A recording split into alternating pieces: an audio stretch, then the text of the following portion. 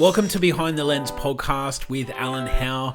Today we are speaking to Ryan Magic or Ryan Madges, who is a fulfillment coach. Now, this is a really cool episode. Ryan and I have known each other. I've definitely been following Ryan and his journey for quite some time. Ryan has built a really successful company, which he talks about. It all went to shit, which he openly talks about as well. And he's completely changed, what he views as success, fulfillment, and a whole range of other things. And in this chat, we go super deep around what that looks like, how to navigate, decisions and success and childhood and a whole range of other things. This is honestly one of my favorite chats anyway, so I'm sure you're going to love it. Today's episode is powered by Triple Effect, so where we create 6 months worth of video content for YouTube, Facebook, LinkedIn, Instagram, and TikTok. Film it all in 2 days. Everything from scripting, filming, editing, as well as publishing all the video content to all of the different platforms. If you're interested in finding out more, head to tripleeffect.com.au. Otherwise, let's get started with the show. Alrighty, so welcome to Behind the Lens podcast. Today I am joined by a dear friend of mine, Ryan Magic or Ryan Madges. Is it pronounced Madges? Is that Madges? There we go. So Ryan and I have known each other for quite some time. Been almost, if you will, like internet friends. So obviously I've watched Ryan grow, pretty successful businesses and whatnot, and obviously go through his personal journeys and everything else, which we'll obviously unpack today. And it's been really cool to not only reflect on Ryan's journey and how open and vulnerable he's being. That helps me to reflect on how I've been. So I'm really excited to have today's chat. I think this is going to go. Yeah, I'm interested to see where it goes anyway. But welcome to the podcast, Ryan. Thank you, Alan. It's nice to see you. We haven't spoken in a while, so it's nice to drop back in. Yeah, absolutely. So for those listening who may not have heard your name or whatever the case is, do you want to just give a quick overview of what it is that you do? Even a little bit of background on where you've been in the last few years anyway and whatnot. Sure. So I help people live their most fulfilled life. And I feel in this day and age, talking about fulfillment is so lame. People don't really want to hear about fulfillment. People have all their own ideas of the things, the hacks, the ways that they can get to certain places that they feel they need to feel lovable. And I just like to encourage and inspire people to realize that the purpose of life is fulfillment. It's like you being able to have the most fulfilling life is just the purpose of life. And a lot of people don't see that or give themselves permission to buy into that, and spend their whole lives kind of like reactively pursuing random things and without awareness of why they're pursuing them, what they're pursuing. And I try to help center people back to connecting to their heart and living their most fulfilled life possible. Yeah, beautiful. That is really beautiful. And obviously that last piece about fulfillment and whatnot has come from if I can say a little bit of a world of chaos through business. You've ran a very successful business, obviously had some challenges and things like that I'd love to sort of unpack and go through and whatnot. But tell us a little bit about, I'm talking obviously about Winning International and the business that you ran at that point in time. Do you want to just share a little bit about that business and just give us some context as to where you've been anyway? Yeah, definitely. So I started a business when I was 21 that I grew very quickly. And you're 35 now? Is it 35 now? 30. Oh, you're 30. Yeah. 30. There you go. Yeah. So when I was 21, I started this business and grew it to $1 million in 10 months, and then went on to grow this business, which was centered around helping people. It was helping coaches expand their businesses by teaching them to productize their knowledge and wisdom and launch Facebook ads and run seminars and write books and teach them how to sell over the phone. And I built it into quite a substantial business pretty quickly. And after about 5 or 6 years of running this business, it was doing $4 to $5 million a year in terms of revenue. And I was actually feeling the most unfulfilled that I've ever felt in life. I was feeling super lonely. I was feeling really disconnected. I was kind of burning relationships in my life, and I was kind of taken by, I was living reactively to childhood wounds. And so even though I was this young, successful entrepreneur that from the outside looked like I was ticking all the boxes that society celebrates, on the inside and on the inner circle, there was a lot of turbulence and chaos, like you mentioned. And that was really confusing to me, because I was doing the things that I thought I needed to do, and I was working really hard, and I was trying really hard to make a difference. I was trying really hard to live my best life, and I kept falling up short in terms of being able to have a really solid experience of life. And it all imploded in some, I would say, controversy with having my second in charge in the business, like a super premium executive in the business, steal a lot of money and sabotage the business from the inside. And I wasn't across it because I was trying to grow too fast, and so I missed things, and even my board of directors missed things. And yeah, overnight we essentially got in a lot of business debt, tax debt, had a lot of refund requests from clients who I was trying to change their lives that were hating on the business. And so I was dealing with a lot of hate, and meanwhile just trying to do my best and trying to externally validate that I'm a worthy person, and then just copped a barrage of reflections of how insecure I really was.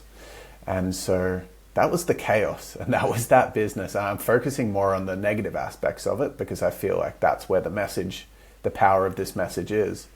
There was obviously a lot of beauty and a lot of impact and a lot of beautiful service in there as well. But from my experience, I wasn't fulfilled.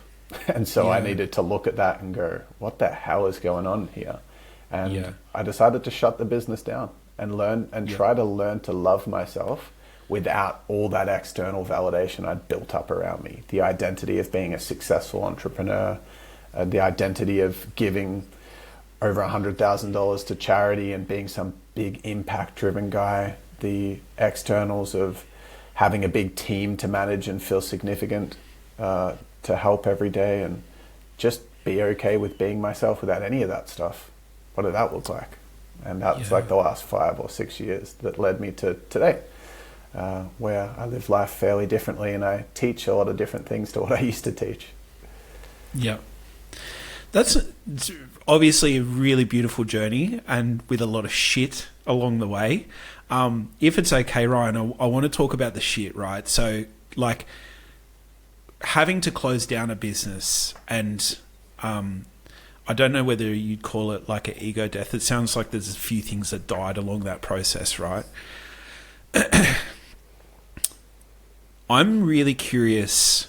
I'm really curious to know how you picked yourself up from effectively rock bottom, because it feels like you would have had to, like, to even be at the top and be in dark places, in whether it's in your mind or whatever the case is, and then have an accumulation of different things go the way that they were. Obviously, can call it divinely timed, or, you know, as all part of the process, if you will, if you want to be holistic about it. But like, in the moment of the shit, like, you would have had clients who were hating on you. You would have had team members who are questioning you. You would have had, you know, financial strains and pressures. You would have had a whole range of different things just feel like it's imploding.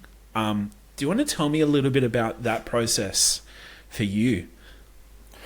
Yeah, well, it's so relative. Like, all those experiences and how it affected me was relative to how I perceived the world at that point. And at that point, I didn't really have a lot of self-compassion. And so I actually wanted to put myself through the ringer in life. I actually welcomed challenge, and I wanted life to be hard. I wanted to have the hardest life that's ever been had, to have the most successful life that's ever been had. And I was willing for any challenges to come my way.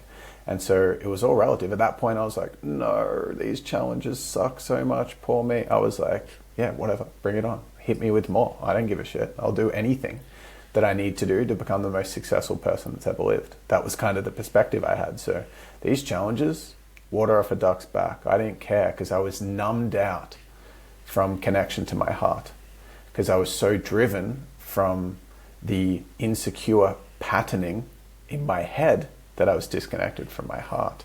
I wasn't able to feel it as much. I suppressed it all. I tucked it and pushed it deep down within. And so what happened was the business imploded. There were lots of challenges. It was difficult to be on the phone. I probably had 30 conversations with people wanting refunds that were poorly dealt with from this executive, and had to refund a bunch of people and have these conversations. And I turned 28 of the 30 people around by just listening. And there were there's just people that I couldn't turn around and leave on a good note with. But yeah, at that stage, the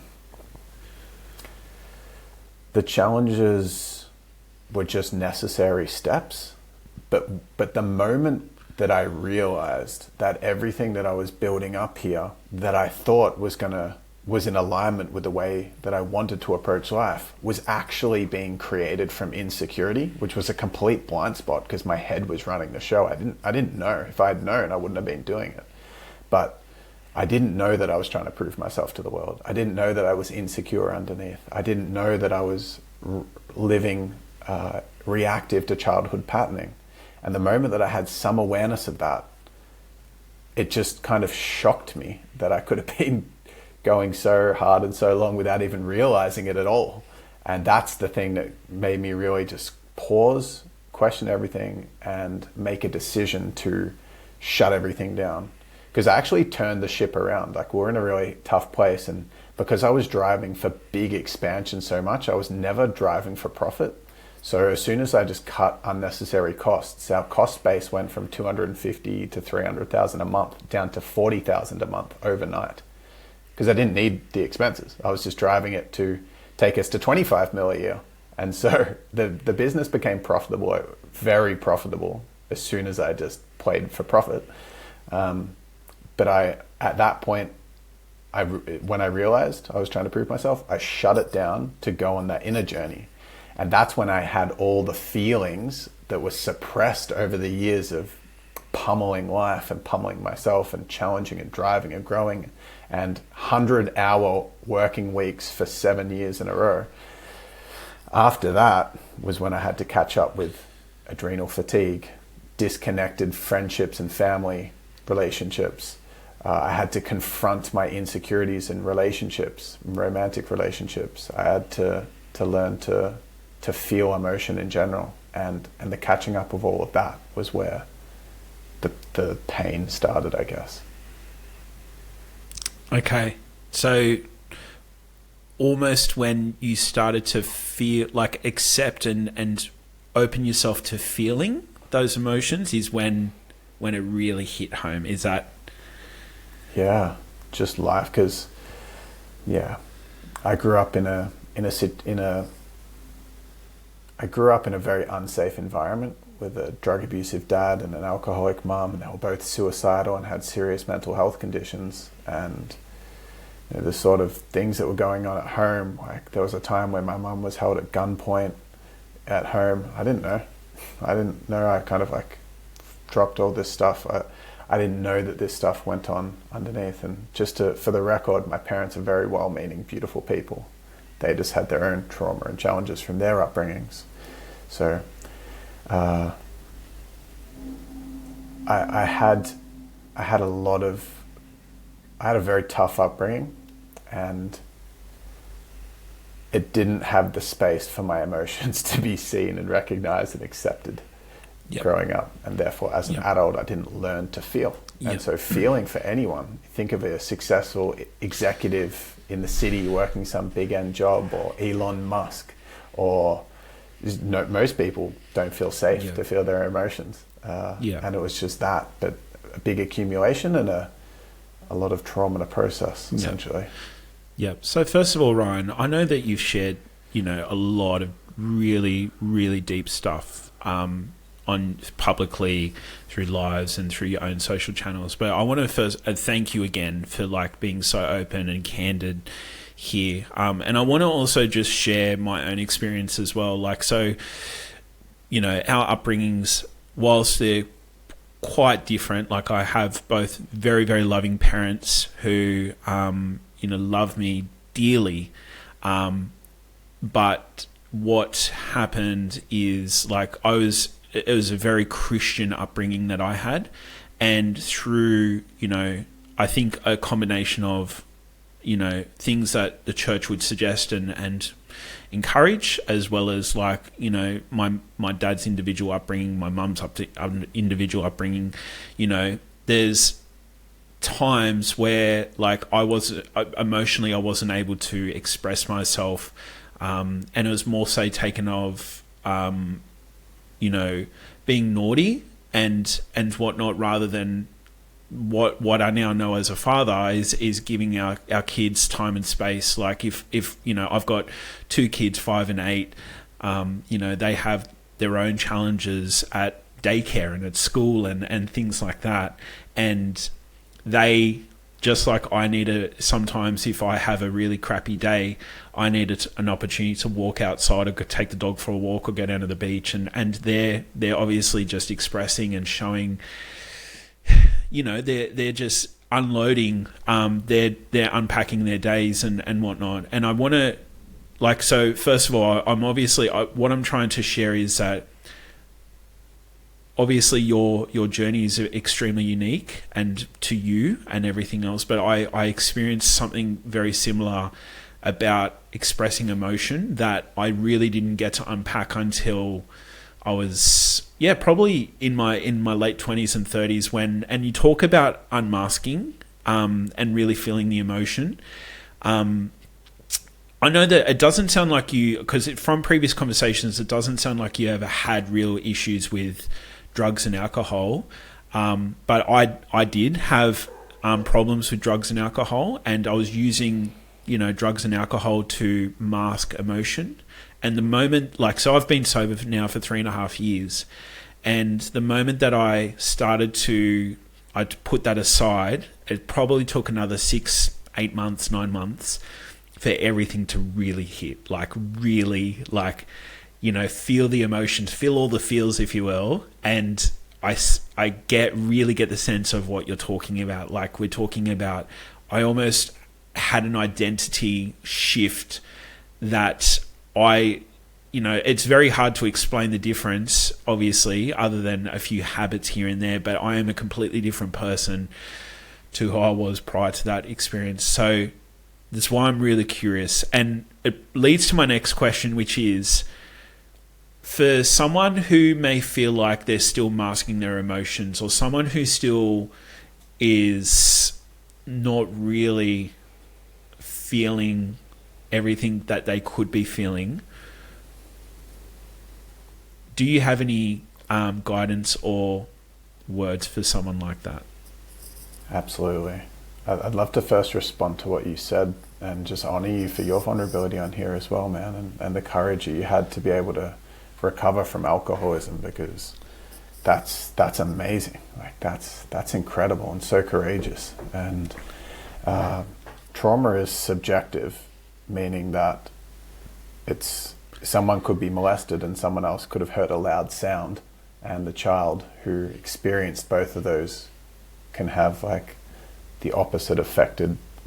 Like, one person that heard the loud sound could have more trauma because it's subjective. It's not a competition. It's about compassion and understanding. So yeah, our paths are different, and yeah, it sounds like we both are just symptoms of where society has been at.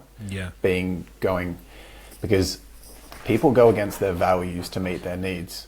We have a value for joy, but when there's a need for safety, if you're in a war, you're not looking at the flowers as you walk through the streets. You're trying to avoid getting shot. And so the whole product of a lot of trauma off the back end of world wars in the 1900s led us to not prioritize feeling. And I think the big thing to understand from your question there is that, what's the benefit of feeling? Because, like, I like to do personal development to have a more fulfilling life. I want to feel awesome. And the way that I perceive the purpose of life to live is to live in our heart. And the way that looks sometimes is taking action.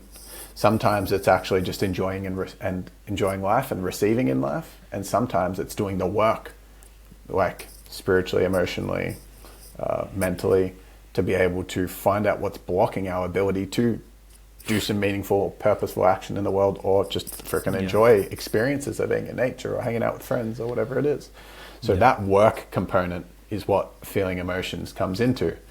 And Richard Schwartz, who is the founder of Internal Family Systems, which is the world's most popular parts therapy, parts work modality, he's got this really beautiful model that I've kind of like tweaked a little bit just to make it a little bit easier to understand.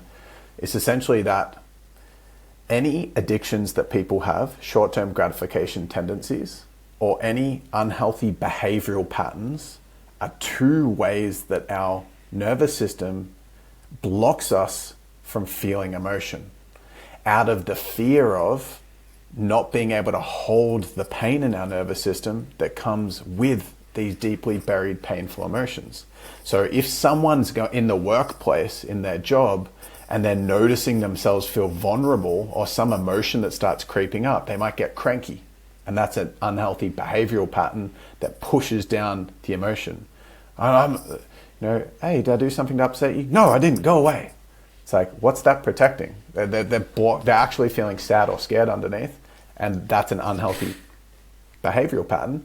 Or it could be and they're called protectors, or there are addictions like alcoholism, or porn, or social media scrolling, or emotionally eating, or gaming, or cigarettes, or coffee, or these ways that we can shift our sensory experience away from the emotions and drastically shift it into using any of these addictions or short-term gratification things that distract us from having to feel those emotions. So I need my coffee, I'm getting cranky, because the emotions are starting to come up that are suppressed and haven't been felt. And so we're numbing ourselves as a society and doing whatever we can to avoid feeling. That's why when I felt for the first time and cracked open the can of worms of my emotions was when my meditation teacher dared me essentially, or challenged me to go to Bali and spend a week doing nothing. And I was just like, well, that's stupid. I'm just going to waste my time for a week. And I was in the middle of business stuff and all sorts of things. And then after 3 days, involuntarily, I just burst into tears and cried for 3 days straight in a taxi. I was in a taxi at the time and just couldn't stop crying. And I was like, what the hell? Because the space, not numbing in other words, all this stuff flooded up and out. And then I realized I wasn't giving myself permission to live with presence or to enjoy life or to experience life ever. I had never given myself that. I was living reactive, which I call head hypnosis, where I'm living in a hypnotic prison of my mind, and it's just blocking me from really connecting to the truth of what my heart wants, which is scary because it involves love and it involves growth. And I was not willing to lean into those things because I can't control that, and that's where it's scary. And so feeling really is the antidote to and your ability to claim back leadership of your life. So you can live with fulfillment, live with love and growth. And the symptoms that you might be able, because no one walks around going, oh, I'm suppressing emotion. I know I need some help on that. They walk around going, I'm an alcoholic. I'm addicted to porn. All I want to do is watch Netflix and I'm not feeling purposeful in my life. My relationship's stuck because I keep being reactive and aggressive and frustrated, and I can't connect intimately with my partner. I keep just looking for short-term gratification in sexual relationships, and I'm not actually prioritizing commitment and love. They're the kind of symptoms that people have, and that's where feeling emotions becomes valuable. Absolutely. And I'd love to get your take on this, because when I went through my experience, like you talk about like crying in a taxi, I remember at that point in time, there was a few things. So there's a dear friend of mine named Rowan, who is actually based in Victoria as well. He's actually a client. He's a painter. He's almost like my second dad, and he invoked the the breaking down of realizing where I was. And then there were even a few moments where I broke down. I remember breaking down in the gym. I was doing the leg press. I was literally on the leg press machine, and I just like started crying, and I just let myself cry. And it was super embarrassing because it was busy gym and everything else. But it's such a beautiful process, isn't it? Like when you can really feel emotion for what it is, not masked by like drugs, or for me, alcohol, drugs, anything else, that you just get to feel pure emotion for what it is. Like the feeling of sadness, and this is going to sound really fucked up to people who haven't had the opportunity to go through this, but the feeling of sadness and the feeling of grief, the feeling of like the feeling of just feeling lost, there's a lot of beauty in those feelings, isn't there? And I'd love to understand like your take on the beauty of feeling. Yeah. So good on you for having the courage to let your emotions free in a gym. That's pretty courageous. And anyone that's listening, you don't have to cry in a taxi or cry in the gym. You can just cry at home by yourself, where you feel safer, but honoring you as well. That's super cool. Yeah.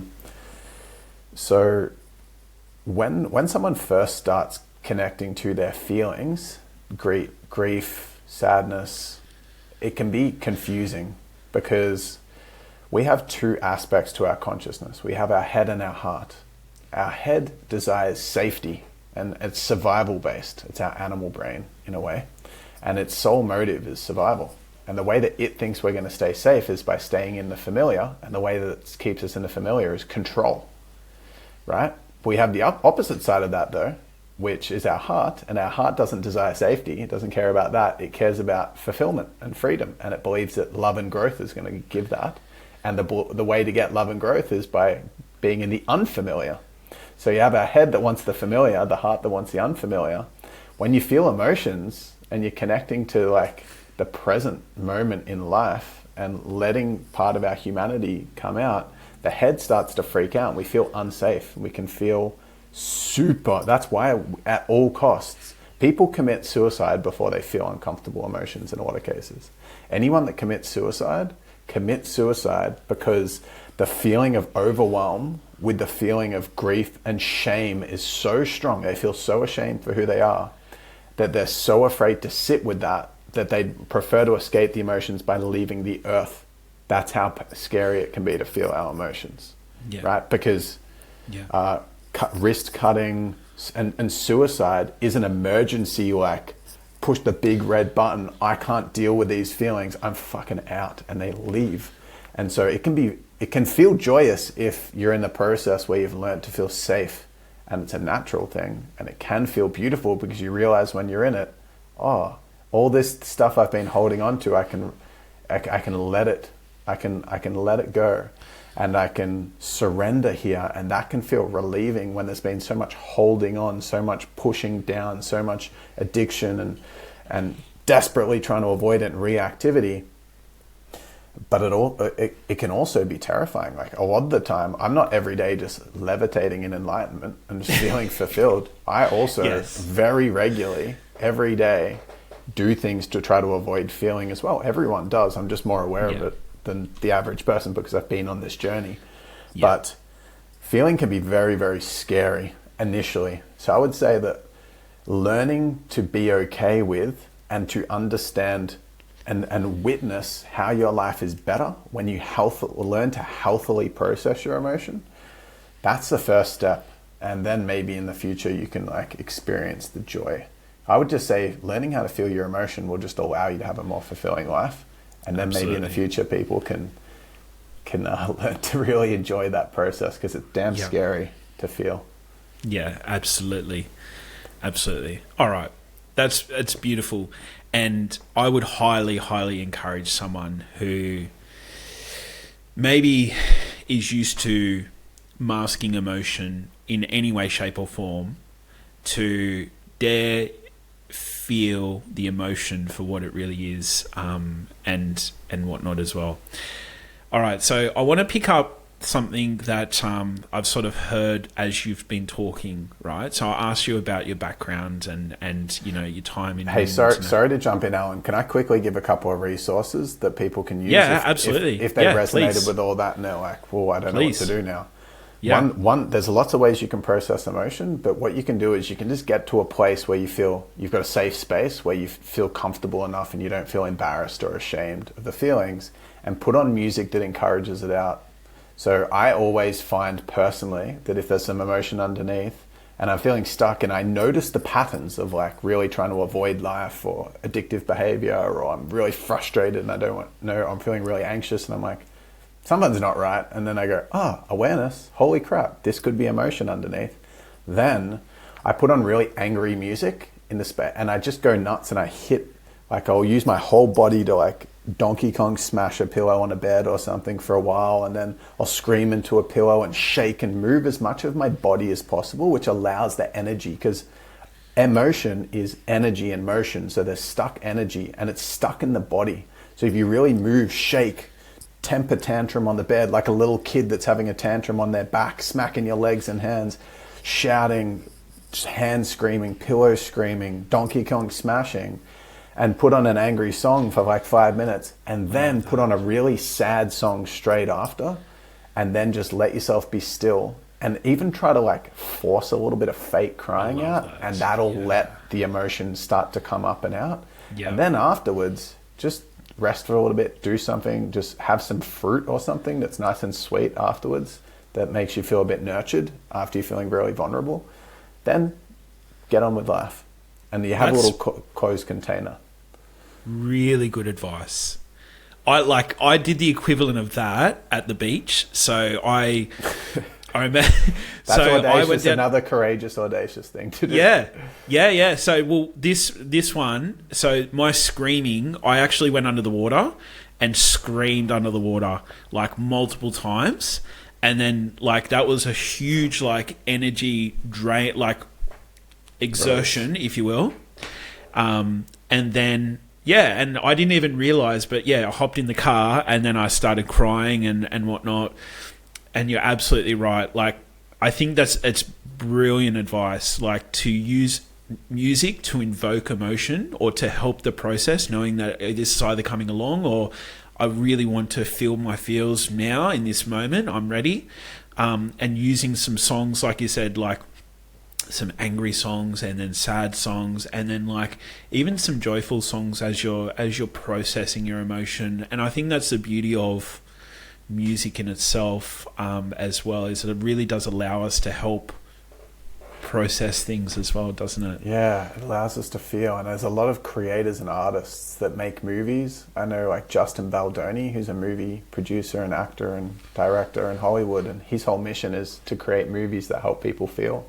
So if you type Justin, and he's also like got a TEDx talk on feeling emotions as a man, as a beautiful example. So go check out Justin Baldoni, and he's got a few cool movies, like Clouds is one of them, and 6 Feet Apart. 2 beautiful, really, movies designed to help people feel. But yeah, I would encourage doing that, and then just having a lot of compassion around yourself before you process. So let's say you're at work and you're just feeling all like short with people, and just go in your head, you know what? I'm going to give myself some grace, then process, and then afterwards feeling compassion for the whole thing. Non-judgment as much as possible will help you feel safer to feel. So yeah, beautiful. Good on you for anyone that feels keen to start to feel a little bit more. Yeah, absolutely. Hello, amazing human. This is just a quick, brief message to remind you to share the love. And what do I mean by sharing the love? What I mean is, if you know someone who might get value from this episode or from this interview, make sure you share this episode with them. Also, if you are enjoying this interview and may enjoy other interviews like it, make sure you hit the subscribe button or follow button on whichever platform you're listening or watching on. And lastly, if you're really enjoying this episode, if you really want to share the love, make sure you leave a rating, a positive rating rating with lots of love is much appreciated. Otherwise, let's get back to the show. So what I was going to mention is through, you listening and hearing you talk, one of the biggest things that I just wrote down before was it was almost like when you were talking about your time in Winning International, or that space anyway, it was all derived from success. And you talked about like the way that success is determined by society and obviously your version of it. And it feels really like, obviously, one of the key words that I hear in this present moment for you is fulfillment. I'd love your definition of success and fulfillment, or what, like, even just the ideas of what those two words are for you. Yeah, beautiful. And why that change has happened for you. Thanks for asking this question, because I feel it's meaningful for society. So for me, like, success could mean fulfillment for some people. Success could mean love. So it's not just the word itself is bad or wrong or anything like that. It's more that society has a focus on material success, which means getting a great job, making a lot of money, having nice possessions. And if you look at the people that are most followed online, you see people like Kim Kardashian and Selena Gomez and a lot of celebrities, and usually the celebrities that are more material. You look at someone like Dan Bilzerian, who just like fucks bitches and makes money and plays poker. Yeah, it kind of like Instagram's almost like the suppressed shadows in society manifested as personalities that we look up to from an unhealthy place. But society really does celebrate material success. So you said, your story's a bit different to mine. You had drugs and alcohol. I had workaholic, and people love me for that. No one's like, in the family's like, oh, what's going on with Ryan? He's doing a bad job. They're like, whoa, look at him. He's making all this money and he's changing lives. But they're both addictions. They're both coming from an unhealthy place. What you were experiencing and feeling internally would have been very similar to what I was feeling and experiencing internally. Society just has a celebration for working really hard, making a lot of money, having a good career, and that's part of life, but it's not the whole of life. What about connection? What about raising kids? What about health and nurturing oneself? What about being able to enjoy it? What about connection to faith? What about spirituality? What about love for nature? There are lots of different aspects, and success isn't bad, nature isn't good, but they're all relevant, and society just celebrates more of that material success. So that's what I mean at that point. And I think it's a beautiful way to express yourself in the world, to have a mission. I have a mission. I want to make a difference in the world. I like money. It's just not the primary driver for life. And if I wasn't to have it, my whole life wouldn't collapse from under me. Whereas for a lot of people, if they lose their job, or their career doesn't go the way they want, or their parents don't like their university choice, their whole self-worth collapses from under them, because that's the where people conditionally build their confidence on. People feeling like, I'm really good with this job, with this money, and people like me with a cool car, but if I was to be rocking around in a bomb, everyone would think I'm a loser. And if I was to be wearing clothes that aren't the popular clothes, everyone thinks I'm a loser. If I don't have the best body, everyone thinks I'm a loser. And there's that inherent, inbuilt fear and insecurity that society all champions in some way. It's a collective, unhealthy condition. And so when I say fulfillment, what fulfillment means to me, and the way I define it, is having the highest consistent quality experience of one's life. Highest consistent quality experience. Because let's say someone's attached to hitting a goal of like getting a promotion in their job, and they work really hard for 3 years, but they don't fully like it. And they spend 3 years, which is over 1,000 days, pursuing this thing. They don't like it. They're just slaving away because they're excited that their dad's going to be proud of them, or that they're going to have the money to be able to get this car or something. Not everyone's doing this, but it's in there, it's inbuilt. And then they get to the end. They have 1 day of feeling really proud, and then life goes back to normal. That is the stupidest thing, from a logic perspective, I've ever heard. Because then there's, let's just say, to exaggerate the point, there's 1,000 unfulfilled days, low consistent quality experience, for like one high day at the end. So you've had 1,000 crappy days, to exaggerate the point, and one good day. What a stupid trade-off, 1,000 for one. What I mean by fulfillment is that you have enough self-worth and self-love to prioritize decision-making based on what is going to bring you the best consistent quality experience next. Now, that doesn't mean chilling on an island, because if you were just maxing and relaxing in Fiji on a beach at a resort 24/7, that wouldn't be the highest consistent quality experience. Because hard work and devoting yourself to something is fulfilling. It does create a high consistent quality experience. But if you overdo the receiving from life and just maxing and relaxing, you lose fulfillment. If you overdo work and all you're doing is pummeling away, you massively will lack fulfillment. If all you're doing is the inner work, you're going to massively lack fulfillment. So it's actually taking responsibility and using what I call discernment to be able to take responsibility for what you need in the moment and having enough self-worth to prioritize what's the next aligned step for my highest fulfillment in life. And that is just not the way that things are seen in society, because instead of being intuitive and present moment with our decision making, everyone's looking for the intellectual certainty of the right way to live life. Do I need to work really hard like David Goggins? Oh, I'll follow David Goggins. Is that the right thing? And it's like, oh no, crap. Now I'm feeling, I don't like this. Eckhart Tolle, be present in the power of that. That's the right thing. Oh no, actually it's all about purpose. And it's like, it's about what you know deep within your own heart, with your own intuition and your own alignment, is needed next for your alignment, which is different to every other person on the planet, and it's different in every single moment. So fulfillment to me is the highest consistent quality experience of life. And not many people have the level of self-worth and self-awareness to be able to navigate life and choose what's going to give them that high consistent quality experience. The word that sort of stuck out to me was discernment. And even with what you're talking about, it's almost talked about navigating, I guess, life and choices and focus and direction based on intuition and really understanding your intuition and whatnot.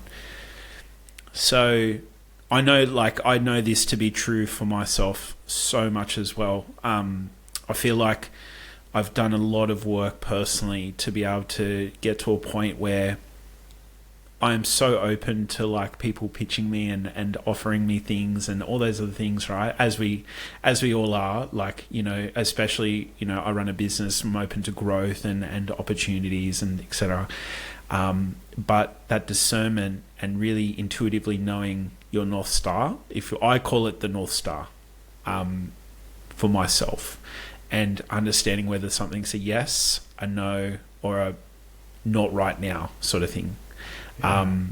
Having that knowing is so critical, not only in business, but like a few other aspects as well. I think more so, I probably use my discernment more so in business and anywhere else. You know, maybe my relationship with my wife, but I think understanding your own intuition and understanding where to use discernment and things like that is such a valuable tool. And would you agree, or I'd love to get your take on it if you do, that intuition really comes from so many different things, doesn't it? Like, I think it comes from one place personally, but if you're happy for me to jump in, I can. Well, earlier I kind of seeded the fact that we have two aspects to our consciousness. If we summarize it, we have our head, which is fear and survival based. Yep. We have our heart, which wants fulfillment. And our heart is essentially the creative potential of the universe, which Joe Dispenza would call the quantum realm or the subatomic world. And then you'd have someone like Sadhguru that would call it isness or the divine, or some hippies call it oneness. And I call it the core. And essentially it's the place of all creation. And it's really interesting when you look at quantum physics and you look at astronomy, like you look at the universe and planets, and you see the way that like the similarities between the Big Bang and the process of creation. Because I've studied a lot of Vedic wisdom, which is spiritual yogic wisdom from ancient India. And exactly what's taught in astronomy is taught has been passed down for 5,000 years through the ancient Vedas that have no access to like modern scientific knowledge or awareness, but it all links up to say that we have access from this part of oneness, the unmanifest world, to create. So there's unmanifest and there's manifest. And intuition comes from our heart, which is the portal.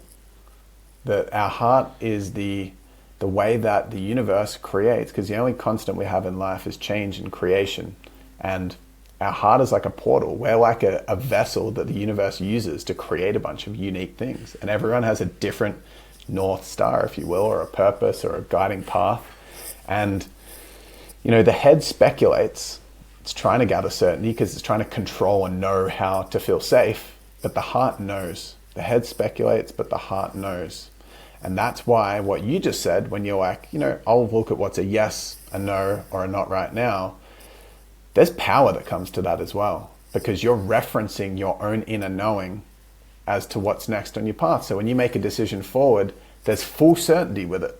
You're like, I do want to do this, or I don't want to do this, because I have a knowing. The heart knows, the head speculates. But a lot of the time, because people are so disconnected from their heart, because they're living so reactive to fear and control of their mind, their head trying to dictate where they should go, pros and cons lists are never going to allow you to feel settled, because it's not a knowing. It's an intellectual attempt at trying to guess what's next. And so you might always search for advice outside of yourself, either from David Goggins or Joe Rogan, or looking at what Conor McGregor's doing, or Anthony Robbins, or whatever, or your mum or your sister, and like trying to find confidence outside of yourself.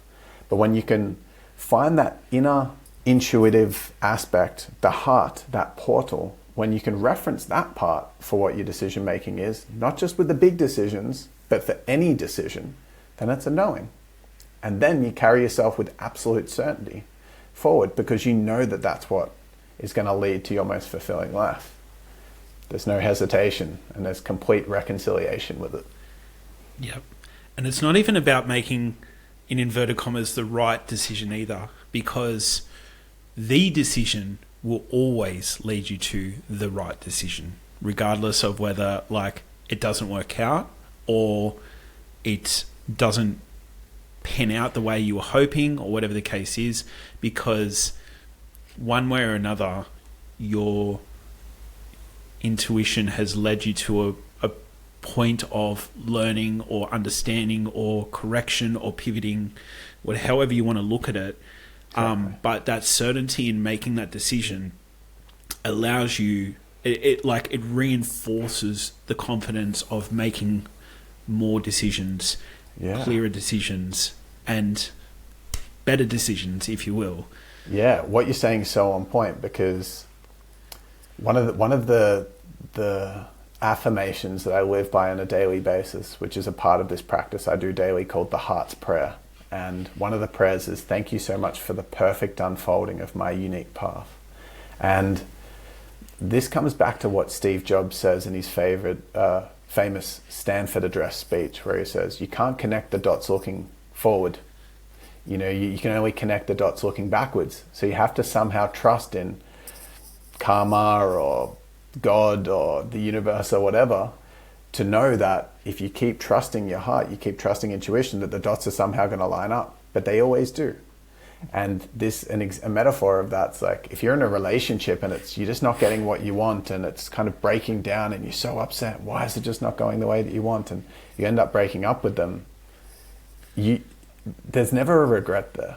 People always end up in a more aligned relationship next, and they're like, thank gosh I didn't stay in that relationship. But at the time, it feels like your whole world's collapsing around you.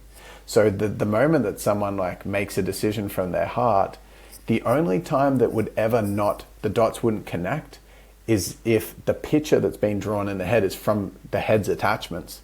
It's not working out because you're rigidly attached and scared that if you're not going to get what you think you need to be worthy of love, it's not working out. But God or the universe or life has got a way more fulfilling path for you.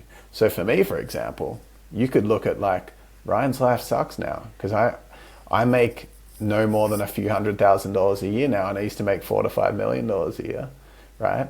And you could look at, if your measure for what makes a great life is money, and go, Well, didn't work out for him, did it?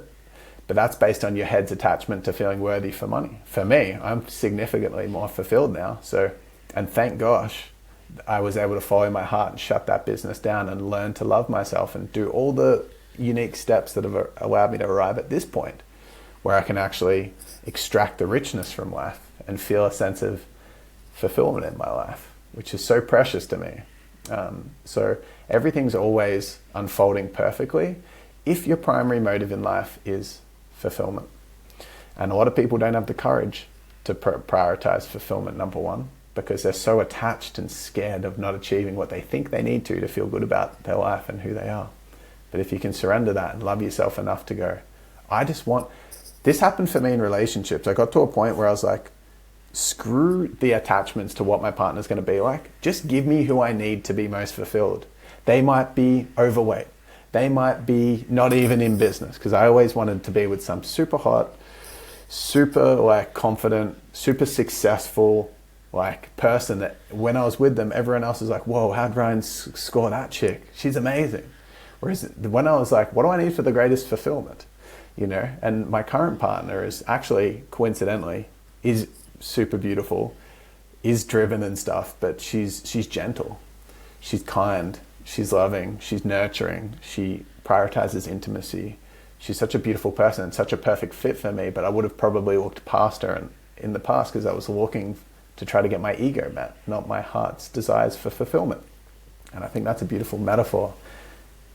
Allow life to give you what you need beyond what you think you need, and you're attached to and what you want, to try to desperately cling on to what's going to make you feel good about yourself. That's real self-love. That's amazing. Wow. All right. So, we've gone deep and talked about some really, really cool things. And I'm really keen to finish it there for now. I'd love to have you on sometime in the future anyway, and talk about more deep shit again.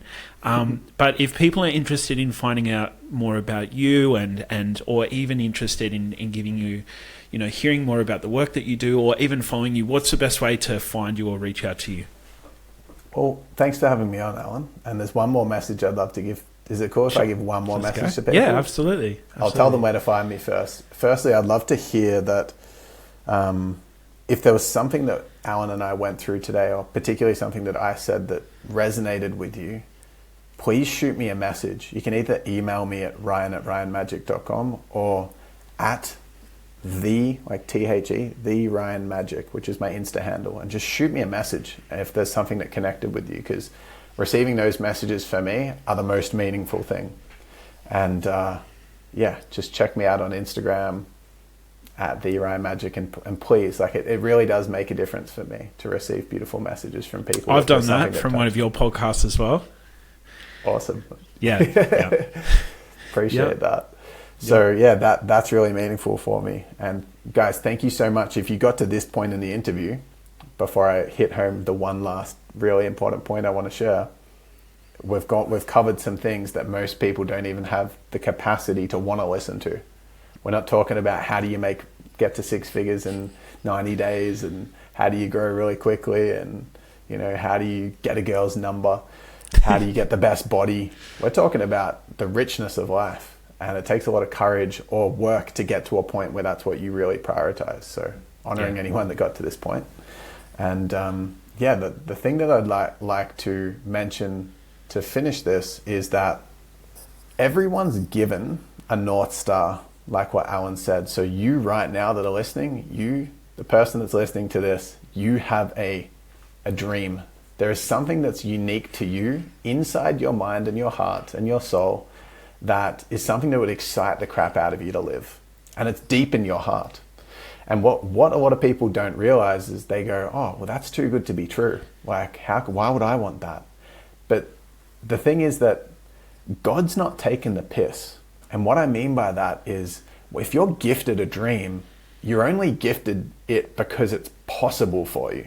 Yeah. And to not own that and believe that would to believe that God's kind of got some sick joke where he or she or it is gifting you something that excites you so deeply in your heart but you can't even achieve it. It's just so nonsense, but no one thinks about that because we're so caught up in our fears and that kind of thing. And I really want to just press this point of it's possible for you and you deserve it. And it's gifted for you to liberate yourself and liberate the world. Don't think for a second that it's not possible, because I don't have the same dream as you. I don't have the same dream as Alan. Alan doesn't have the same dream as you. And neither of us want any of each other's dreams. We want our dream. It's unique. And so it matters. It matters, and it's possible, and it's gifted to you. So hold that dearly close to your heart, because it's the universe's way of liberating you, and it's meant for you. And to believe otherwise is to believe that God's kind of like taken this whole thing as some joke. And it's not. It's your life, and it's your dream. And it's important to protect it and believe in it and know that it's possible and that you deserve the fulfillment that comes from that. Yeah. Beautiful message. Absolutely. And I couldn't agree. I couldn't agree more. And the only thing I just want to add on to that is it won't come by you sitting back and go, all right, let this dream happen. It comes from taking action and realizing that that's no longer the direction. And I just want to add a quick example, right? So we run a video agency. And one of the things that I did very, very early on when I was starting to get into business for myself was I'm a massive Penrith Panthers supporter, right? So follow rugby league. And I thought my dream job was to, do the social media and video content for a professional rugby league team.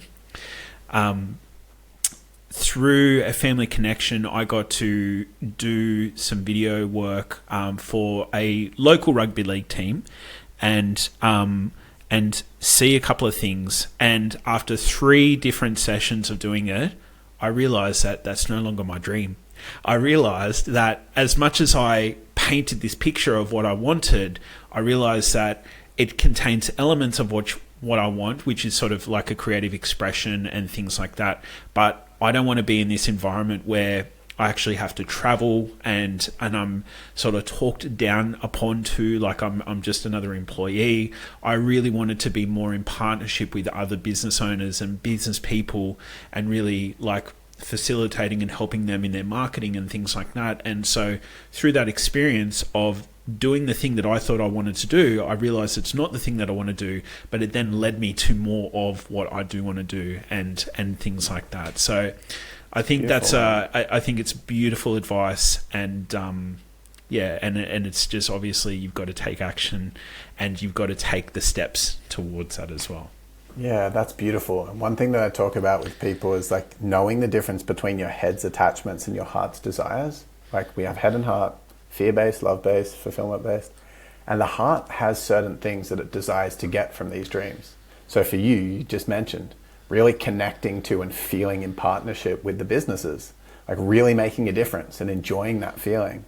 And the Penrith Panther thing, we all have our version of this, or there's some aspects of our dreams that are more head-based things that we want to like look good, feel good, receive a lot of money, things like that aren't as pure. And the pure things the universe will support, and the things that are more impure won't lead to fulfillment anyway.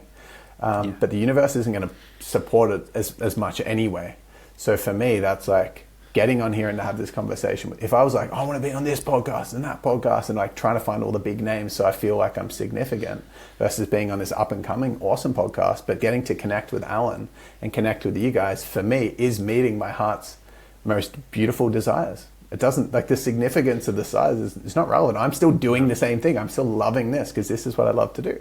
So yeah, finding the pure aspects of it is really, really important. And it makes it easier to take action because there's less attachment. So there's less to lose if it doesn't work out, because you can attain it so easy. I can obtain this so easy. I can just go live on Facebook and I'm meeting my heart's desires. I'm already ticking it. But if but I have to get to 100K, blah, blah, blah, then, I'm actually playing that for a head game, not a heart game. And so, Alan, absolutely. I love you, brother. Thank you so much for having me on today. And listeners, guys, you guys are incredible. If you made it to this point, sending you so much love. Please do shoot me a message. to at the Ryan Magic on Instagram. That would be so special. Absolutely. Make sure you do that. Thank you so much for being on, Ryan. I'll definitely looking forward to doing another catch up like this, and hopefully catching up sometime in person, sometime in the future. I'm sure that will happen eventually, if not sooner rather than later. But yeah, thank you for your time, and I'll see you on the next episode. Thank you so much, brother. That is the end of today's podcast. If you've enjoyed this episode, as I mentioned before, make sure you share the love, share it with a friend, family member, or otherwise. Make sure to give us a subscribe or even a positive rating on the various platforms. And if you're interested in finding out more about Triple Effect and who we are, what we do, head to tripleeffect.com.au. Otherwise, we'll see you on the next interview.